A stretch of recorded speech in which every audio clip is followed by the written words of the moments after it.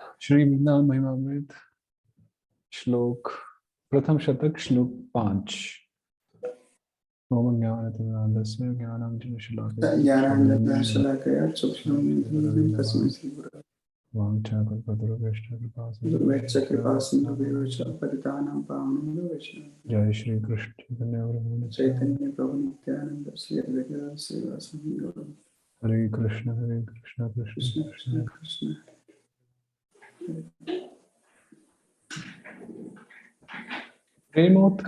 प्रेमोत्केन प्रेमोत्केन okay विचिन्त्यताम् विलुठनैः सर्वाङ्गमायोज्यताम् देहस्यास्य समर्पणेन सुदृढ़ प्रेमा समास्थीयताम् राधा जानिरुपास्यताम् स्थिरचर प्राणीः संतोष्यताम् श्री वृंदावनमेव सर्व परमम सर्वात्मना श्रियताम।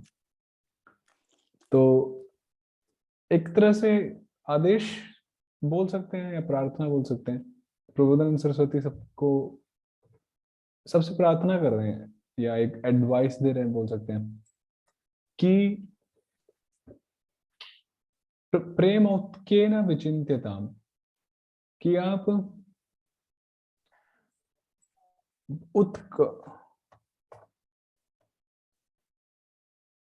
मतलब लॉन्गिंग फॉर भी है ना, उत्क मतलब लॉन्गिंग फॉर। हाँ वही कि एक प्रेमोत्क्य के साथ वृंदावन का स्मरण करो, चिंतन करो। इसको हम थोड़ा और प्रयास करते हैं। औत्क्य, औत्क्य होता है लाइक डिजायर, इच्छा, लॉन्गिंग फॉर, किसी चीज के लिए एक लोलुपता, लालसा। तो उत्कंठा, तो उस प्रेमोत्कंठा से श्री वृंदावन की चिंता कर मतलब चिंता वाली चिंता नहीं नहीं, वो मतलब चिंतन की चिंता। चिंतन करो, विचार करो। जी जी।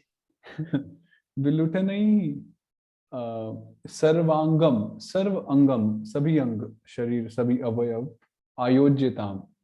विलुप्त नहीं होते, जैसे रमण रेती में जब जाते हैं तो वहां पे हम बोलते हैं ना लौटना, हाँ मिट्टी में लौटना। तो विलुप्त नहीं मतलब रोलिंग डाउन, रोलिंग।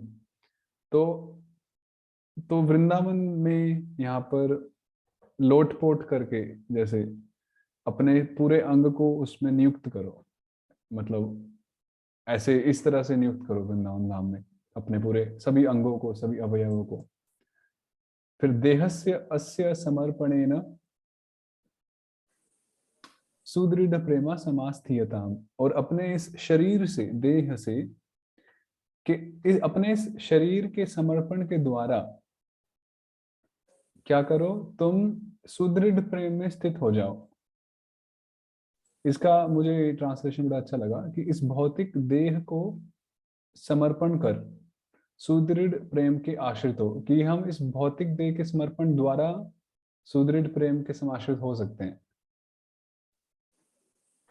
फिर राधा जानी रूपास्यताम, जो राधा जानी है, जानी मतलब राधा प्रिय, राधा के सर्वस्व भगवान श्री कृष्ण, उनकी उपासना करो। और स्थिर चर प्राणी यह संतोषताम, और वृंदावन धाम में जितने भी स्थिर और चर प्राणी है, मतलब स्थावर और जंगम, एनिमेट एंड इनएनिमेट, उन सभी प्राणियों को संतुष्ट करो, संतोषताम। फिर ऐसा करते हुए श्री वृंदावनम सर्व परमम, श्री वृंदावनम एवं सर्व आत्मना आश्रयताम, और संपूर्ण भाव से, होल हार्टेडली, ऐसे सर्व परम वृंदावन धाम का आश्रय ग्रहण करो। तो इसी प्रकार सर्वश्रेष्ठ श्री वृंदावन का ही काय मनोवाक्य, सर्वात्मना को यहाँ पर काय मनोवाक्य से लिए, शरीर, मन और वाणी से आश्रय ग्रहण करो।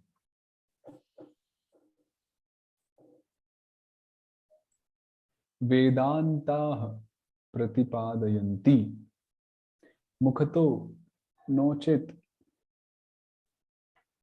ततः किं मम।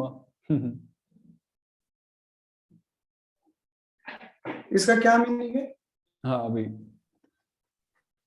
नो चेत। तो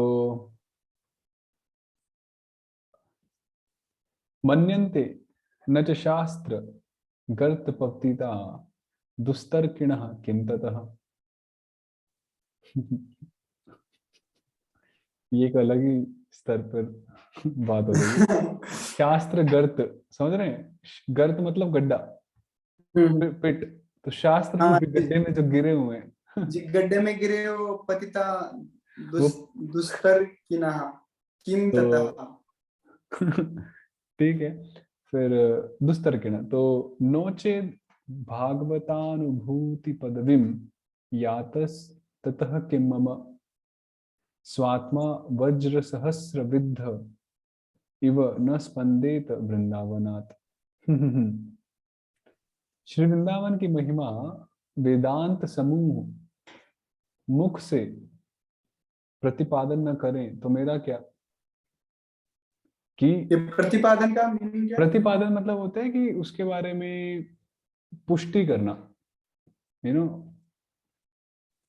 पुष्टि करना।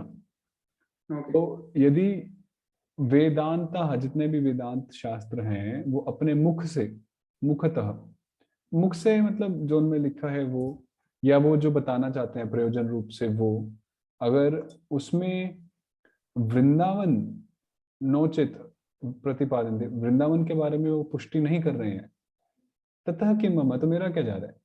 ऐसा प्रबोधानंद सरस्वती बोल रहे हैं, ततः किम मम, तो मेरा क्या जा रहा है। फिर आगे बोल रहे हैं कि शास्त्र रूप गर्त में, शास्त्र गर्त पतिता, शास्त्र रूप गड्ढे में, गर्त मतलब गड्ढा में गिरे हुए कुतार्किक गण, जो कुतार्किक होते हैं, दुस्तर्किणा, एक अच्छे तार्किक भी होते हैं और एक कुतार्किक, यदि श्री वृंदावन का सम्मान न करें तो इससे मेरी हानि क्या। कि यदि शास्त्र गर्त पतिता दुस्तर्किण वृंदावनम न मन्यन्ते, वो वृंदावन को नहीं मानते, सम्मान नहीं करते, तो मेरा क्या जा रहा है। तथा किम मम, मेरा तो कुछ भी नहीं जा रहा। एवं इस श्रीधाम का महात्म्य भगवत भक्तों के अनुभव गोचर न हो, तुम्हें तो भी मेरा क्या। कि भागवत अनुभूति पदवी नोचेद यातः तथा किम मम, कि भाई भगवत भक्तों को वृंदावन धाम की महिमा समझ में ना आए, मान लीजिए, तो कोई बोल सकता है कि धाम की महिमा ही नहीं है इसलिए नहीं हो रहा है, या कुछ भी बोल सकते हैं। तो कह रहे हैं कि मेरा क्या, उसमें मेरी क्या हानि, अगर किसी को अनुभव नहीं हो रहा वृंदावन का महात्म्य। फिर किंतु मेरा शरीर सहस्त्र वज्रों के द्वारा छेदित भेदित सा होकर भी श्री वृंदावन से अन्यत्र किंचित मात्र चालित न हो। तो कह रहे हैं कि स्वात्मा वज्र सहस्र विद्ध इव वृंदावनात् न स्पंदित, कि मेरा शरीर सहस्र हजारों वज्रों से भी छिन्न भिन्न हो, फिर भी मैं वृंदावन से हिलू ना। स्पंदित मतलब हिलना, स्पंदन करना हो ना, स्पंदन करना, जी, स्पंदन बोलो। फ्लिकरिंग, फ्लिकरिंग, हाँ स्पंदन बोलो या कंपन बोलो, एक ही। फ्लिकरिंग ना। हाँ मतलब ट्रेम्बलिंग, लाइक हम्म, स्पंदन करना या कंपन होना। तो भले ही मुझे हजारों आ, वज्र भी क्यों ना लगे, उससे मेरा शरीर छिन्न भिन्न भी क्यों ना हो जाए, इव, फिर भी वृंदावन से मैं हिलूं भी ना, I don't like flicker, I don't move around from Vrindavan. तो अपनी श्रद्धा व्यक्त कर रहे हैं। हाँ। प्रोदंचत पिक पंचमम प्रविलसत वंशी सुसंगीतकम शाखाखंड शिखंडी तांडवकलम प्रोल्लासी वल्ली द्रुमम। एक मिनट प्रभु।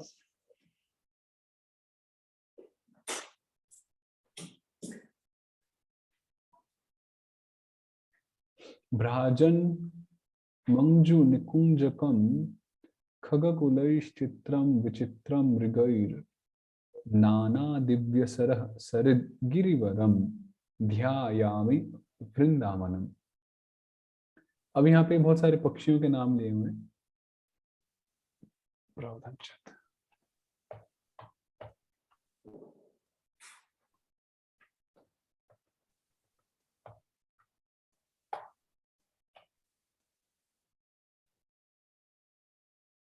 अटर, उदंश मतलब टू अटर, कुछ कुछ कहना, कुछ बोलना। To resound also. तो प्रोदंचत, जिस धाम में कोकिलाएं उदात्त ऊंची पंचम स्वर में आलाप करती हैं। ऐसा मतलब वो कोकिले के साथ, मतलब वो उनके साथ वो पग के साथ कंपेयर कर देंगे उसको। किसके साथ? पंचम स्वर मतलब तो हाँ, पंचम स्वर में कोकिल कम करते हैं ना, ऐसे पंचम स्वर में कई बार ही आता है, कई भजनों में भी आता है कि यहाँ की जो कोकिलाएं वो पंचम स्वर में गाती हैं, सारे गा मा पा हाँ, पा प- पंचम स्वर में। तो पंचम स्वर में गूंगा बोले, ऐसे एक भजन भी है सूरदास जी का। पंचम स्वर ओ, बड़ा फेमस है। हम्म, तो पिक पंचमम, पिक मतलब इंडियन कुकू, पिक मतलब होता है कोकिल, ओ, है ना। तो प्रोदंचत पिक पंचमम की जो कोकिल होते हैं वो पंचम स्वर में, उदात ऊंचे स्वर में, पंचम स्वर में आलाप करते हैं। प्रोदंचत, आलाप करना। वंशी, तो ये तो हुआ हमारा द फर्स्ट वन। फिर प्रविलसत वंशी सुसंगीतकम, वंशी की सुमोहन तान के साथ जिस स्थल पर सुमधुर संगीत श्रुति गोचर होता है, कि जो वंशी का जो सुसंगीत होता है, जो ध्वनि होती है, वो प्रविलसत, वो उस स्थान को, वृंदावन धाम को बड़े रम्य बना देती है, यू नो। सुमधुर संगीत श्रुति प्रविलसत। फिर जिस धाम के प्रति वृक्ष की शाखाओं पर मयूरों का तांडव नृत्य सहित अस्फुट मधुर ध्वनि होती है, आ, तो शाखा खंड, शिखंडी, शिखंडी मतलब मयूर, ओ, शिखंडी मतलब मयूर होता है।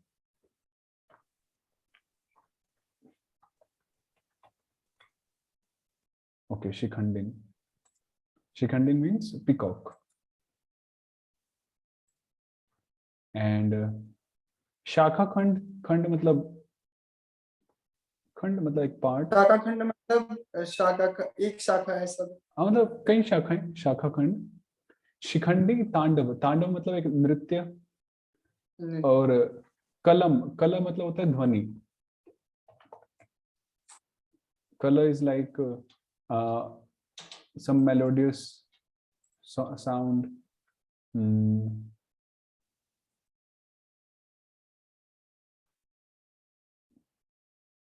Humming, inarticulate tone, क्योंकि वो स्पष्ट, मयूर तो स्पष्ट रूप से गाएगा नहीं जैसे हम गाते हैं, तो उनकी एक हमिंग, एक बजिंग होता है ना, जैसे पक्षियों का अपना एक गुनगुनाने का तरीका होता है, a kind of faulty pronunciation of walls. तो इस प्रकार से एमिटिंग अ सॉफ्ट टोन, तो इस प्रकार से तांडव नृत्य भी हो रहा है मयूरों का, और वो कुछ गुनगुना भी रहे हैं श्री वृंदावन धाम में। तो जिस धाम के प्रति प्रोल्लासीवत, ओके, प्रोल्लासी वल्ली द्रुमम, तो अस्फुट मधुर, अस्फुट मधुर ध्वनि। अस्फुट मतलब वो स्पष्ट हमारी तरह नहीं होती है, अस्फुट होती है। तो ये है शाखा खंड, शिखंडी, तांडव, कलम। तो जहाँ पर श्री वृंदावन धाम में वृक्ष की शाखाओं पर मयूर विराजमान है और वो मयूर वहां पर नृत्य भी कर रहे हैं और साथ में कुछ मधुर गुनगुना भी रहे हैं। तो बड़ा अच्छा एक ऑडियो विजुअल सा श्लोक प्रेजेंट हो रहे हैं। फिर प्रोल्लासे वल्ली द्रुमम, जहाँ के लता एवं वृक्ष समूह उल्लसित हो रहे हैं। वल्ली मतलब लता, वल्ली, और द्रुम मतलब वृक्ष। तो जहाँ, वल्ली मतलब और ध्रुव मतलब हाँ, वृक्ष। वल्ली ओके। मतलब लता, द्रुम मतलब वृक्ष। तो जहाँ की लताएं, वृक्ष, वो सब उल्लसित, प्रोल्लासित, बहुत उल्लासपूर्ण हो रहे हैं। यहाँ पर ब्रैकेट में लिखा है फल और फूलों से। तो भ्राजन मंजू निकुंजकम, जो धाम मंजुल निकुंजों से सुशोभित है। मंजू मतलब होता है अगेन रम्य, प्लेजेंट, चार्मिंग। तो जो बहुत सुंदर सुंदर निकुंजों से पूर्ण है, शोभायमान है, भ्राजन। फिर जहां नाना प्रकार के विहंग कुल एवं पशु विहरते विहरते हैं। फिर क्या बोला है यहाँ पे, खग कुलई चित्रम विचित्रम, खगकुलई, खगकुलई मतलब विभिन्न प्रकार के खग, पक्षी। खग मतलब पक्षी। चित्रम विचित्रम, मृगई, अलग अलग प्रकार के मृग, मृग मतलब पशु, जहाँ पर चरते हैं या विहार करते हैं। फिर नाना दिव्य सरह सरित गिरिवरम, तथा नानाविध दिव्य सरोवर एवं नदियां पर्वताकीर्ण हैं। और जहाँ पर अलग अलग प्रकार के दिव्य सरोवर और नदियां हैं। क्या शब्द है, हाँ, नाना दिव्य सर सरित गिरिवरम, ऐसे। और गिरिवरम मतलब गिरिराज। यहाँ पर एक्चुअली गिरिवरम को कुछ अलग तरीके से अनुवाद किया है, पर गिरिवरम, गिरिवरम मतलब होता है जो पर्वतों में श्रेष्ठ है। तो नेचुरली जी। गिरिराज होना चाहिए, पर यहाँ अनुवाद में नहीं लिखा है, तो हम गिरिराज भी ले लेते हैं। तो ऐसे श्री वृंदावन धाम का मैं ध्यान करता हूँ। तो क्या क्या हो रहा है, जो कोयल है वो पंचम स्वर में गा रहे हैं, वंशी की जो धुन है वो पूरे वृंदावन धाम को रम्य बना रही है। और जब कोयल गा रही है, वंशी बज रही है, तो एक म्यूजिक हो गया। तो साथ में पिको भी सोचा भी हम भी कुछ तान में तान लगा लेते हैं तो वो भी गुनगुनाते हुए, उनका शाखा उनकी फ्लोर बन गई, डीजे फ्लोर जहाँ पे वो नाच रहे हैं। और इस तरह से पेड़ के जो पेड़ हैं और जो लताएं हैं वो भी बहुत उल्लसित हैं, बेसिकली प्रसन्न है, एक नॉर्मल भाषा में बोला जाए तो। फिर जित फिर ऐसा वृंदावन धाम सुंदर सुंदर निकुंजों से शोभायमान है। विभिन्न प्रकार के पक्षी और पशु यहाँ पर विराजमान है। विभिन्न प्रकार के दिव्य सरोवर यहाँ पर हैं, नदी हैं। सरह और सरित क्या डिफरेंस है, सरस, सरस is a lake pond, and what is a सरित, सरित इज रिवर, ओके। तो सरित मतलब, सरिता बोलते हैं ना हम, सरिता। हाँ, तो सरित मतलब एक नदी, सरह मतलब एक तालाब, एक। तो ऐसे शिव वृंदावन धाम का मैं स्मरण करता हूँ, मैं ध्यान करता हूँ। स्थूलम सूक्ष्मम कारणम ब्रह्म तुर्यम, श्री वैकुंठ द्वारका जन्म भूमि।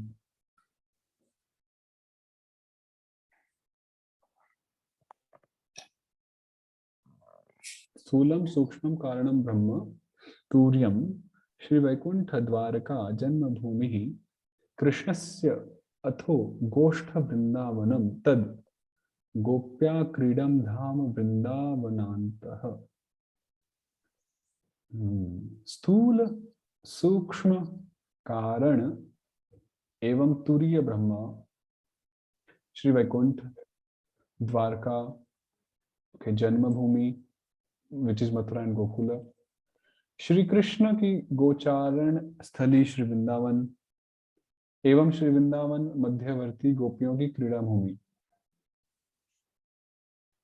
गोप्या क्रीडम धाम वृंदावन अंतः, ये उत्तर उत्तर श्रेष्ठ हैं।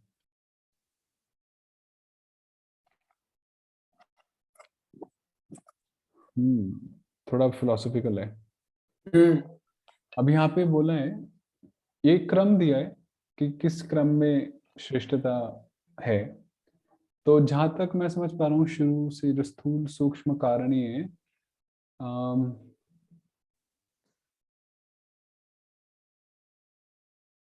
स्थूल क्या बोलते हैं, स्थूल विषय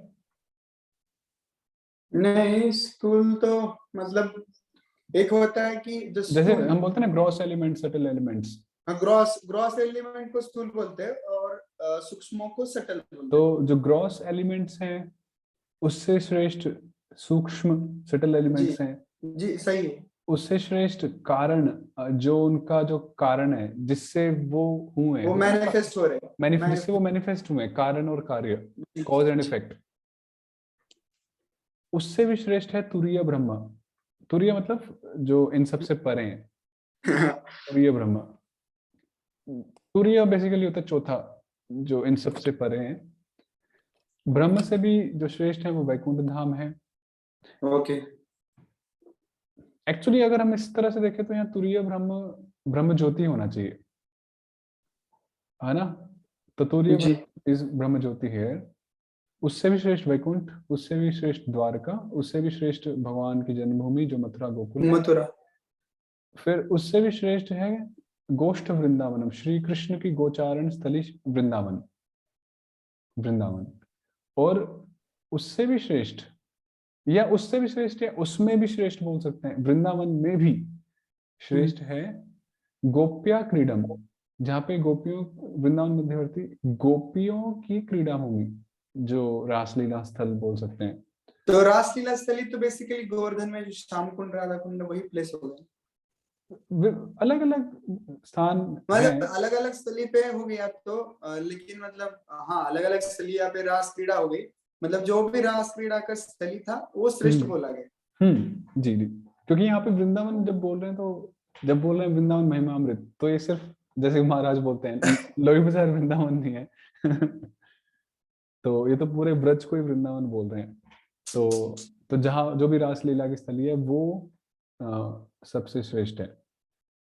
जी वृंदावन अंतः, वृंदावन अंतः मतलब वृंदावन के मध्य, अंतः मतलब यहाँ अंत मतलब अंत एंड नहीं है, वृंदावन अंत मतलब वृंदावन में। हाँ, मतलब अंत मतलब अंदर में। हाँ, वृंदावन के अंदर, भीतर। अंदर, हाँ जी। अत्याश्चर्य सर्वतोस्माद विचित्रा श्रीमद राधा कुंजवाटी चकास्ती, चकास्ती, ओके। आद्यो भावो यो विशुद्धो पूर्णस्तद्रूपा, आद्यो भावो यह विशुद्ध अतिपूर्ण तद्रूपा सा तादृश्य तादृशोन्मादि सर्व। उन्मादि, तादृशोन्मादि सर्व। अतिशय आश्चर्यजनक एवं परिदृश्यमान जगत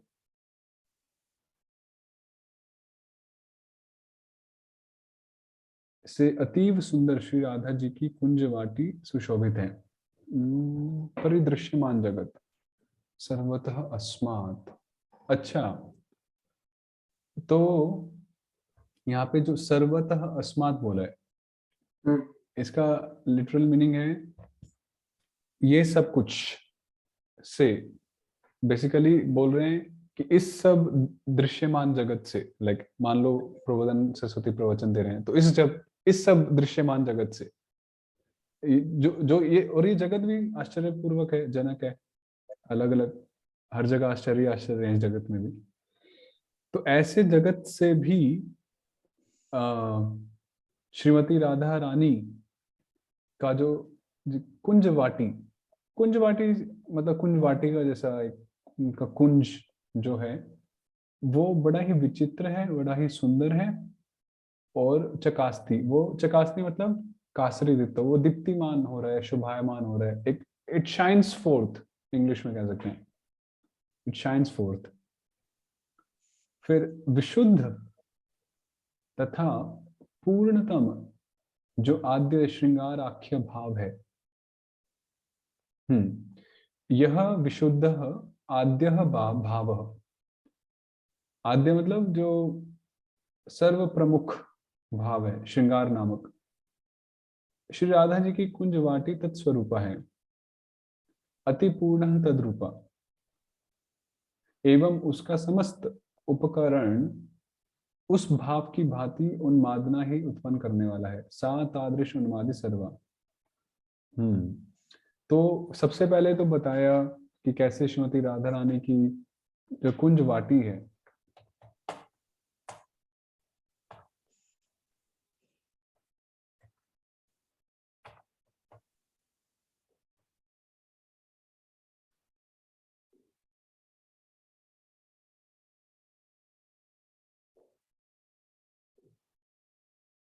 ऊपर दिया था पीस ऑफ लैंड करके एक था।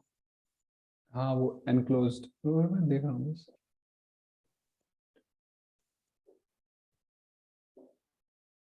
तो यही है, वाटी मतलब पीस ऑफ एनक्लोज ग्राउंड, एक एक लाइक बाउंड्री जैसे एक। तो और कुंज मतलब तो कुंज होता ही है, जहाँ पर a place overrun with plants overgrown with creepers and so on. तो मतलब वो बेसिकली कुछ जगह के बारे में डिस्कशन, पर्टिकुलर जगह के बारे में डिस्कशन कर रहे हैं। हाँ, कि जो राधा रानी का जो कुंज है, जो उनका जो कुंज है, सबसे पहले उसका बताया कि वो इस जगत से बहुत सुंदर है, नेचुरल है। राधा रानी का कुंज इस जगत से बहुत सुंदर है। फिर बोल रहे हैं कि जो सबसे उच्चतम श्रृंगार रूपी जो भाव है या जो रस है, जो सबसे विशुद्ध है और पूर्ण है, विशुद्ध पूर्ण, है ना। तो राधा रानी का जो कुंज है वो उस श्रृंगार रस अ, से परिपूर्ण है। राधा रानी के कुंज में भी वही रस, एक होता है ना, एक एटमॉस्फेयर होता है। हम जेल में जाएंगे तो वहां का एक एटमॉस्फेयर होता है, थाने में जाएंगे तो वहां, हर जगह का अपना एक एटमॉस्फेयर होता है, एक रस होता है, बोल सकते हैं। ऑर्फनेज हाउस में जाएंगे, एक वहां एक अलग रस मिलेगा, ओल्ड एज होम, सब अलग अलग रहता है। तो राधा बगीचे में जाएंगे तो अलग रस आएगा। वो उस पर मैं कमेंट नहीं करूंगा। कलयुग के बगीचे अलग ही होते हैं। तो एनी हाउ, एक्चुअली हम वहां से भी थोड़ा आइडिया ले सकते हैं। आजकल के जो कलयुग के जो बगीचे होते हैं, वहां पर भी देखा जाए तो परवर्टेड श्रृंगार रस दिखता ही है। जी जी, इसलिए तो मैंने बोला आपको। तो पर ये तो राधा रानी का जो कुंज है, जहाँ पे विशुद्ध, इसलिए एक्चुअली यहाँ प्रोदानंद सरस्वती जी विशुद्ध शब्द का प्रयोग कर रहे हैं, कि जो विशुद्ध है, जो पूर्ण उनको है। पता था ना कलयुग, इसलिए तो उनको पता था कि हम जैसे कलयुग के जीवात्मा वैसा वर्णन करेंगे, तो उन्होंने ऑलरेडी विशुद्ध लगा दिया ऊपर। तो जो कुंज राधा रानी का विशुद्ध है, पूर्ण है, और उस श्रृंगार रस से के स्वरूप से पूर्ण है, बोल सकते तत्स्वरूपा। जैसे कृष्ण सच्चिदानंद है, वैसे राधा रानी का कुंज श्रृंगारमय है।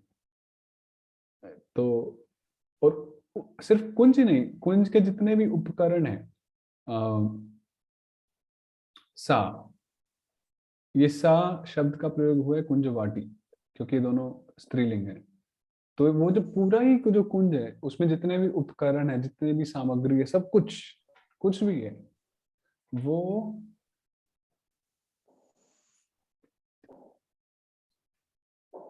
वो किसी भी तादृश उन्मादी,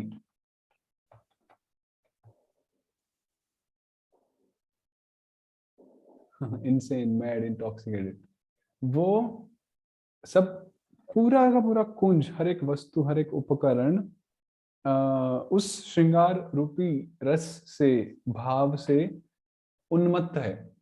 basically the whole kunj is overwhelmed with shringar rasa, and समझ गया समझ गया। and मतलब anyone who enters there, actually we can't say anyone because it's Radharani's kunj and no one just can enter there, like is will get overwhelmed with the same shringar rasa. श्रृंगार रस मतलब वही है कि मतलब जैसे श्रृंगार रस का जो अनुभव करना है, वो व्यक्ति वहां पे उस जगह को देख के भी वो अनुभव कर सकता है। मतलब ऐसा जरूरी नहीं है कि वो पर्टिकुलर स्त्री को देखना चाहिए, उन्होंने क्या श्रृंगार किया, लेकिन वो जगह ही ऐसी है कि वो क्या करेगी, आपकी वो श्रृंगार रस को आपके हृदय में प्रकट करेगी।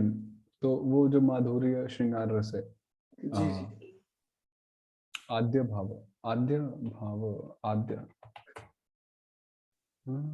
फर्स्ट, अनपैरेलल्ड, एक्सीलेंट, तो जो सबसे श्रेष्ठ भाव है।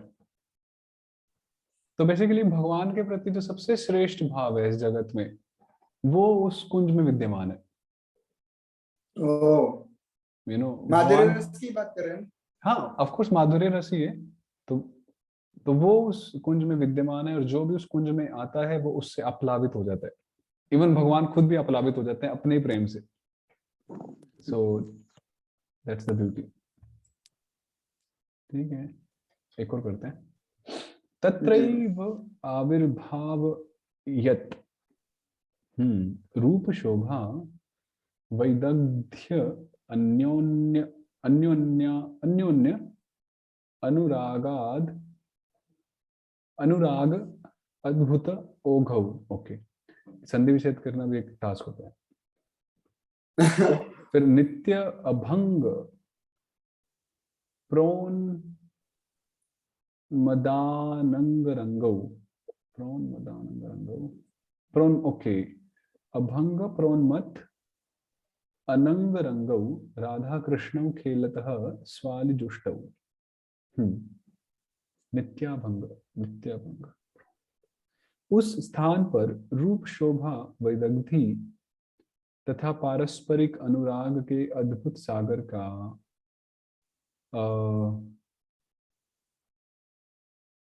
एवं नित्य तथा अभंग उन्मादनकारी अनंग रंग का आविर्भाव कर श्री राधा कृष्ण अपनी सखियों के सहित मिलकर लीला करते हैं।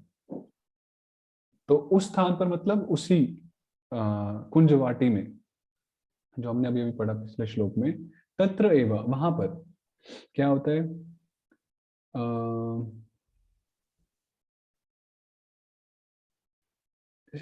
राधा कृष्ण, जो राधा कृष्ण है वहां पर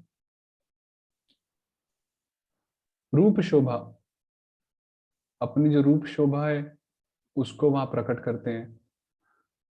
वैदग्धि अन्योन्य अनुराग अद्भुत ओघौ। व्हाट इज वैदग्धि? Let's see. विदग्ध, वैदग्धि, ब्यूटी, ग्रेस, वैदग्ध, वैदग्ध्य, या acuteness, cunning. So vidagdha, what is vidagdha? Vidagdha,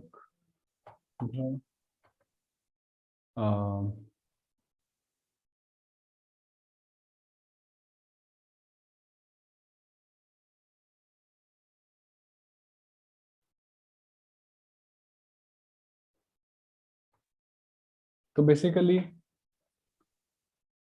वहां श्री राधा कृष्ण उस स्थान पर, उस कुंज में, कुंजवाटी में अपने जो रूप शोभा, जो बेसिकली जो उनका जो रूप माधुर्य है, जो वो रूप, विदग्ध का मीनिंग क्या था ब्रो?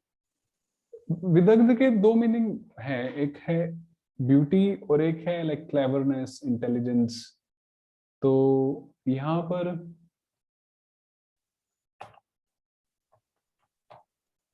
थोड़ा एक ब्रॉड सा मीनिंग है, इंटेलिजेंस, एक्यूटनेस, कनिंग। ये तो वैदग्ध्य हो गया ना, मैं इसका बोले विदग्ध का। undigested, burnt up, consumed, inflamed, cooked, decomposed, corrupted, mature, reddish brown, clever, sharp, artful, tawny, clever. So नहीं, मैं इसलिए पूछ रहा था क्योंकि विदग्ध माधव ग्रंथ भी है। देखना पड़ेगा मैं क्या मीनिंग लिए। तो और ऋतु के हिसाब से भी कुछ आता है क्या? क्योंकि जब वो सनातन गोस्वामी जब लिखते हैं वहां पे विदग्ध माधव ये, तो फिर वो ऋतु के हिसाब से भी कुछ होता है क्या? जैसे कि वो ग्रीष्म ऋतु में या मतलब समर में कुछ लिखा था, ऐसा कुछ? वो मतलब उसका बैकग्राउंड होगा, उसका कुछ फाउंडेशन होगा जैसा आप बोल रहे जी। हैं, पर उसका लाइक लिटरल मीनिंग भी होगा कुछ। तो बाय रूप गोस्वामी, नाटक रिटन बाय रूप गोस्वामी, रिटन इन 1549।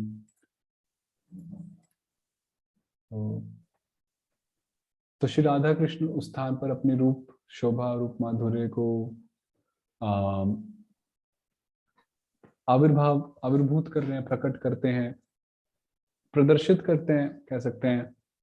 और अन्योन्य अनुराग अद्भुत ओघौ, और एक दूसरे का जो अनुराग,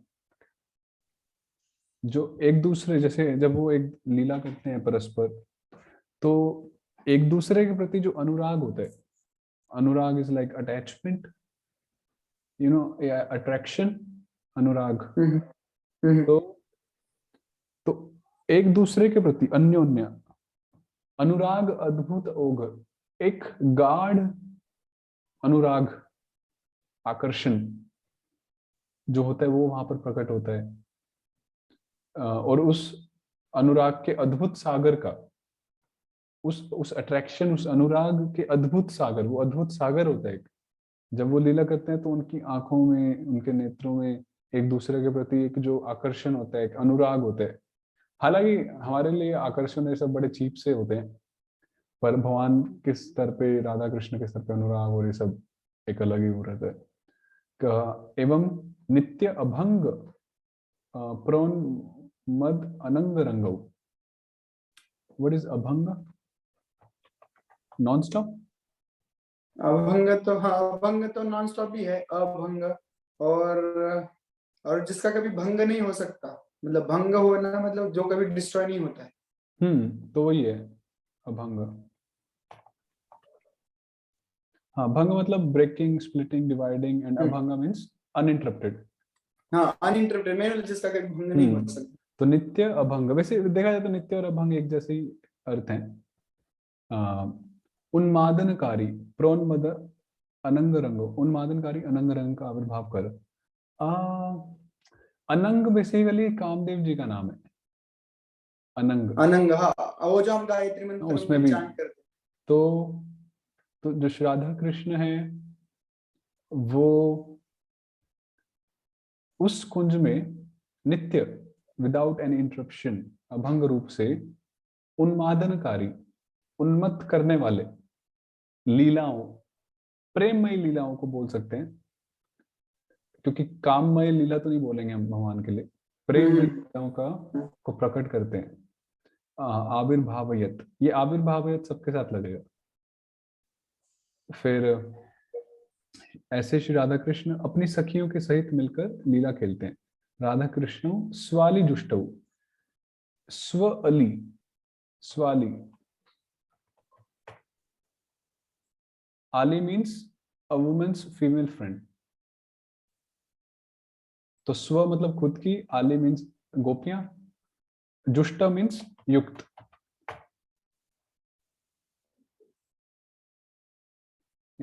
उनसे युक्त, ऐसे राधा कृष्ण अपने गोपियों के साथ युक्त होकर लीलाएं संपन्न करते हैं। खेलता, खेलती, खेलता, खेलती, खेलता।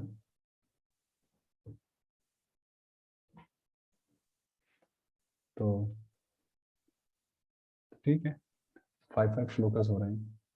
हैं। जी, रिकॉर्डिंग स्टॉप कर सकते हैं।